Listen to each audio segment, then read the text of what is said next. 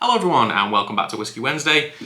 We have this week for you something a little bit more unusual. I'm pretty sure it's a distillery I don't think we've ever covered on Whisky Wednesday before. And that distillery is Mannochmore. And the sample of this Mannochmore has been provided by a pretty cool new indie bottling company in London called Cask&BottleCo. This is the little bottle it came in. This is a 10-year-old Mannochmore from a hogshead cask, bourbon hogshead cask, distilled 22nd of February 2013. Bottled this year as a 10-year-old and bottled at 46.7%. What is there to know about Mannochmore? You know what, the place is a lot younger than I thought it was. Mannochmore was only set up in 1971 at the same site as Glenlossie, the kind of known as brother and sister distilleries. In 1985 it was mothballed, it's only a 14-year run at that point. Reopened in 1989. There's a Flora and Fauna 12-year-old, which is probably the most famous bottling of it. There has been an 18-year-old bottling. There's been a 25-year-old cask strength bottling, I believe. A couple of Diageo special releases, but nothing much really.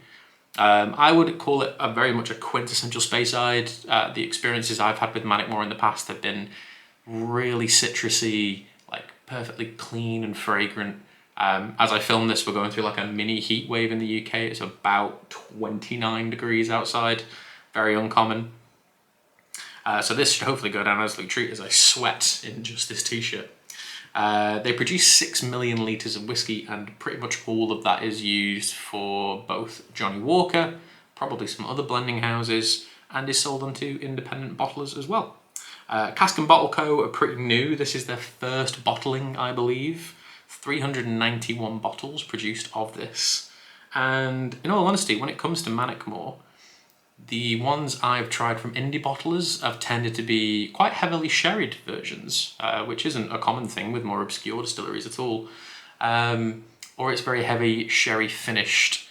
I've tried a couple of signatory Mannochmores and they have been bourbon maturation for X amount of years with quite heavy sherry finishing. But to my memory, apart from the Flora and Fauna 12-year-old, I've never tried a fully bourbon cask matured one. So I'm going to put this down. This is it in the glass. Camera's been a bit tricky today, so we'll try and get it to focus. But it is just this wonderful shade of pale gold. Almost like Fino sherry, almost. So translucent. It is natural colour and it is non-chill filtered as well.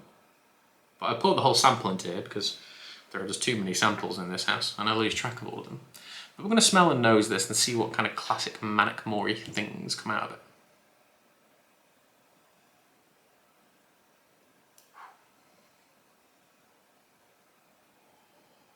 Oh, that is already quite delightful.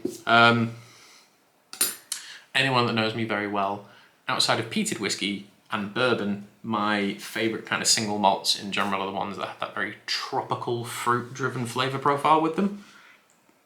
Excuse me, and this has that in absolute bucket loads. This is like smelling an ice-cold glass of white wine. There's these like apple, pear, like golden syrup, honey. I know none of those are particularly tropical. You can maybe argue an apple is a bit tropical, but little fruit flies everywhere. Beyond that are these incredible like pineapple chunk notes. It's like cracking open a fresh tin of like pineapple.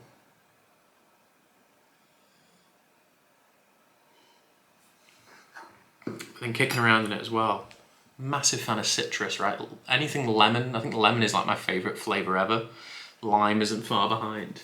And this just has these like lemon verbena, lemon oil, lemon balm, you know, like lime juice, almost like rum daiquiri note to the nose. Like it's bright, it's sharp, but at the same time it's got some sugar to it. It's also got a little bit of waxiness to it as well. Obviously there are whiskies that are quite famous for being waxy. Clynelish, Glengarry, etc. Benromac to a degree. But with this, Yeah. Waxy lemon rind, waxy orange rind. Almost like the aroma of set candle wax. If you've kind of blown the candle out and you can kind of smell the hardening of it. But yeah, that takes me back to like daiquiris in the sun, ice cold glasses of like Chablis or Sauvignon Blanc on a very hot day, much like today, to be honest. And these incredible, like fresh, chunky rings of pineapple covered in their own juice. It's been a long time since I've actually tried a Mannochmore. The nose so far is like an absolute win, but let's see what the taste is like.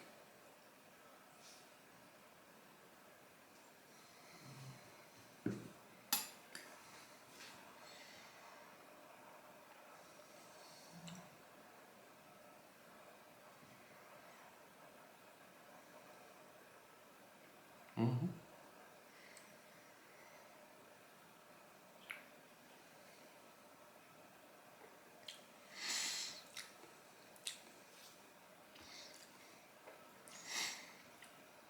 Wonderful news in the sense that the palate isn't just as sweet as the nose. There's some other things kicking around with it too. Alright, so initial arrival. First sip on that daiquiri. Right? Sugar syrup, lime juice, whatever rum you prefer to put in a daiquiri. I prefer to use white rum. But all of that melded together, giving you that alcoholic but sweet, citrusy, tangy tartness. It really sticks around the front of your tongue. Really kind of lulls around here for a while. Chewing on this whiskey, even though it's only 10 years old, it is giving you a pretty long, contrasting list of flavour, which isn't something I can say a lot about 10-year-old single cask whiskies most of the time. But obviously, with it being in a hogshead too, we're going to get a little bit of the idea of like distillery character, which is one of the main reasons I kind of love bourbon casks, is because you get more of a raw input from what the spirit's actually doing. I digress.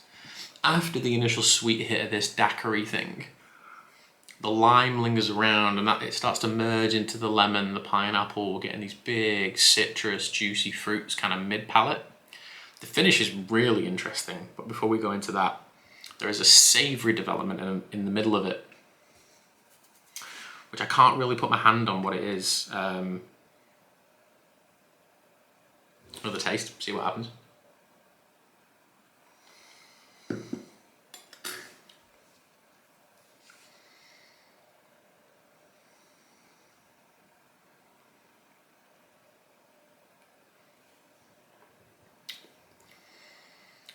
The profile on this reminds me a lot of like Bow Blair spirit. There's big, sweet, trebly notes. And as you get the transition into the finish, which is just loaded with like creamy malted barley, like it almost picks up the thickness and the texture of like ice cream and vanilla. The middle transition is into this slightly more herbaceous green. Again, the things that I would call summer herbs, particularly something like basil, which again complements the lemon. Not sure if basil would complement rum. They might do. There are smarter cocktail makers out there than I am. But that transition note with basil, which then leads me to think about like black pepper and that kind of fresh, clean vegetalness you get from tomato. Don't think I've ever said anything tasted like a tomato before in a tasting, but here we are. And then the end is just loaded with rich, creamy vanilla. The colour really does reflect what this thing is like, which is pretty good. Oh, and then now there's like a powdered sugar, like almond.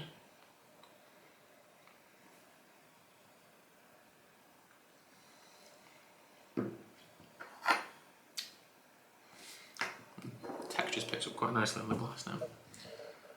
It's an oily thing for a 10-year-old. It does linger around quite a bit. So you can give that a swirl so it picks up a bit more. Not the greatest shot in the world. I really dig that. Obviously, independent bottles, they're chosen based on their quality. I don't think any independent bottler chooses to actively put out a bad cask. To have that as a first, I think is pretty brave, because most people would put out something really heavily peated or really heavily sherried. As I say, coincidentally, it is absolutely roasting in the UK at this minute. Probably won't be when this video comes out. But if you are after something which is that light, fragrant, juicy, transitions into creamy, you got some interesting vegetal notes, or greener notes, I suppose I should say, in the middle of it. This thing is literally ideal. I cannot think of other single cask products that I've given this higher score to recently. And it does dictate where my taste is going, because at the minute I'm not particularly enjoying old whiskies that much, and I'm leaning more towards younger, more fragrant, floral, or very heavily sherried, very heavily peated products, but they are very young in comparison to, 29-year-old Glendronachs, which I don't drink all the time. In fact, I've drank 4 times at most, 4 glasses at most. I'm going to give that a 9. I think that is exactly what I would be looking for in a single cask whiskey. And in fact, this gives you an insight into what we're doing in the next couple of weeks.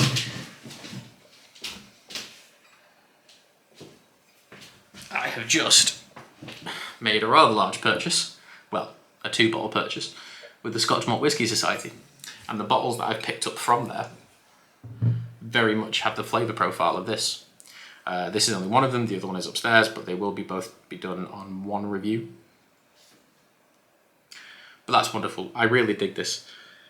If you haven't heard of the company before, Cask&BottleCo, I've put a link below, and somewhere on the screen now, as it is their first outing and they just want it to be known a little bit, if any of you do want to purchase it, there'll be a discount code somewhere in there. So if you use that at the checkout, you can save 10% on a bottle, which is pretty cool. But yes, thank you all for watching. This is the Cask&BottleCo Mannochmore 10-year-old. And I think that is outstanding. That is a 9 out of 10 from me. Thank you all for watching, and I'll see you next week. Cheers.